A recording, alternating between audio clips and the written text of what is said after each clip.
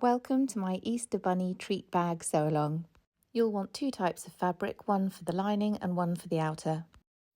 Cut two pieces from each, 12.5 inches long by 8 inches wide.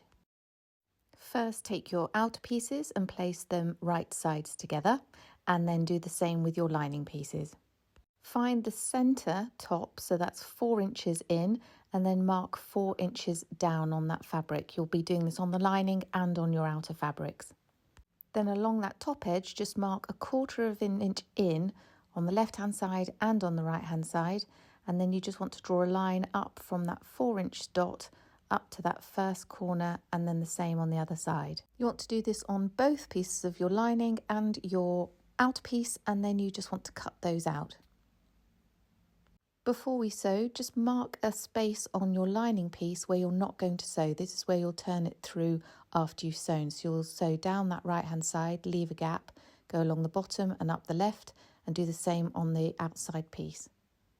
Head to the sewing machine and just lining your fabric up with the side of your presser foot. You'll be sewing 1/4 of an inch seam allowance. So sew down to the top of where you left that gap, do a little back stitch, move the presser foot forward to the end of the gap, and then carry on down to the bottom, sew all the way along the bottom, pivot, and then all the way up the left hand side.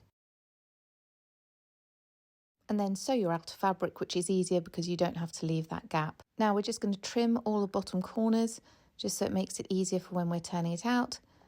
But before we turn it out, we want to make some boxy corners. So on those bottom corners, just pull them out and line up the seams, and then you want to, once you've got that nice and flat, put that down on your table and mark a line that's 3 inches across, and make sure it's nice and straight and lined up with that seam.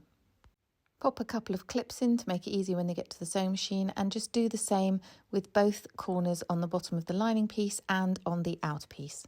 So you've got 4 bottom corners clipped and ready to sew. Head back to the sewing machine and you're simply just sewing across the line that you have just made on all of those 4 corners. Make sure the seams are sitting nice and flat, and just do a little back stitch at the beginning and at the end just to make it nice and secure. And they should all look like this. Clip off those bottom corners so that you reduce the bulk when we turn the whole thing inside out. Now taking your outer piece, turn it the right side out, and then just poke out those bottom corners, and you want to then put that inside the lining piece so that the right sides of each are facing each other. Starting where the seams are, you just want to line those up and pin them in place. Do that on both sides, and then just pin in place all the way down to the arrows, just so that everything's nice and neatly lined up. And we're going to head back to the machine and sew all the way around that top edge. So again, with 1/4 of an inch seam allowance, just put your needle in and just work your way down. When you get to the bottom of the kind of diamondy bit, just pivot so you get a nice clean corner. And then when you come up to the top bits where you hit the seam, sew as far as the seam line and just leave your needle in and pivot at that stage. And then it should look something like that. We're almost there. You just want to snip off those edges of those corners and then just trim again. What you're doing here is just reducing bulk when we turn it inside out. And then to make sure those diamond bits sit nice and flat, you just want to snip into those. Just make sure you don't cut into the stitches, and just go up both sides before we turn it out. So go to that hole that you left in the lining and poking the fabric through there so that the right side's coming out. You just want to, you start with your fingers and push all of the fingers into the corners so everything's lying nice and flat, and then just to make it really nice and pointy, go in with your chopstick, and particularly around the bunny ears. And then we just need to sew that hole back up. So just poke the lining in, and then if you want to press it to make it easier, or just pin it in place, and then set your stitch length to the lowest it will go. I set mine to 1, and you just sew really close to the edge so that it's neat, and it's so tiny you can hardly see it.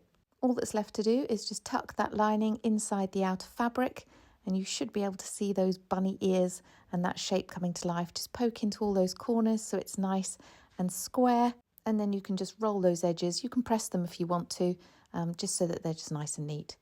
And you're ready to fill it with all the treats. It could be chocolate treats or whatever treats you're giving for Easter. Then once you've done that, I use a tiny little hairband to tie it in place, or you can do it with a rubber band, and you just Press the edges together and then bring your bunny ears in, just like I'm doing here, and then put your elastic band round it.